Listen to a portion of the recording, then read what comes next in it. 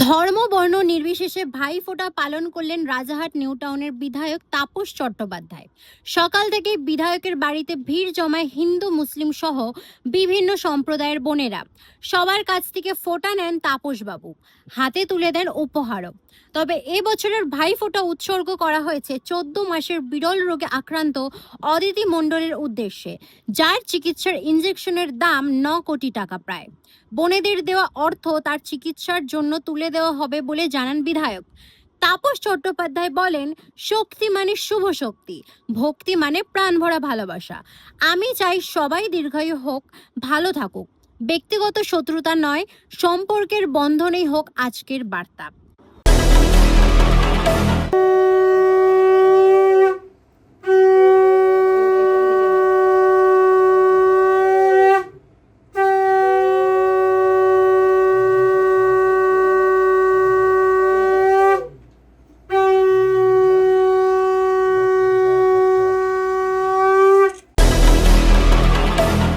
আমি প্রতি বছরই এই ভাতৃদ্বিতীয়ার দিন উপস্থিত হয়।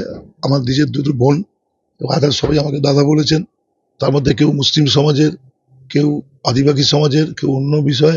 এই বাচ্চা মেয়েটি দেখছেন, তারা যে ছোটবেলা থেকে আমাদের বাড়িতেই ভাড়া থাকতো। ওর প্রথম আমাদের এখানে এসে এখানেই জন্ম। তো একদম সবাই মিলে একদম সেই মানে মানে অনেক দিনকার ধরে বিষয় নানা এই টাইপের আছে। এই দিনটা উৎসর্গ করি এবছর স্পেশালি আদিতি মণ্ডল, একটি বাচ্চা 14 মাস বয়স, যার একটা SMA টাইপ 1 এই রোগ হয়েছে। SMA টাইপ 1 যেটা বিরল প্রজাতির রোগ। যেই রোগটা মানে যেই রোগটা বিরল প্রজাতির রোগ, যে রোগটা একটা ইঞ্জেকশনের দাম 9 কোটি টাকা। সেজন্য মানে 9 কোটি টাকা এইটা জোগাড় করার জন্য আমরা সকলে মিলে ঝাঁপিয়ে পড়েছি। সারা পশ্চিমবঙ্গের মানুষকেই ঝাঁপাতে হবে। আমাদের বিধানসভার বাসিন্দা বলে এর আগে একটি থেকে সোশ্যাল মিডিয়ায় বাইরে একটা সাকসেসফুল হয়েছে সবাই মিলে। আমরাও এটাকে নিয়ে নেমেছি। সবার কাছে আবেদন করবো আপনাদের চ্যানেলের মাধ্যমে বিষয় আজকে আমার এটা খুব ক্ষুদ্র প্রয়াস, কিন্তু আজকের ভাই বোনেরা আমি বাচ্চাটির জন্য উৎসর্গ করলাম। কারণ বোনেরা কি বলেন, জমের দুয়ারে পড়লো কাঁটা।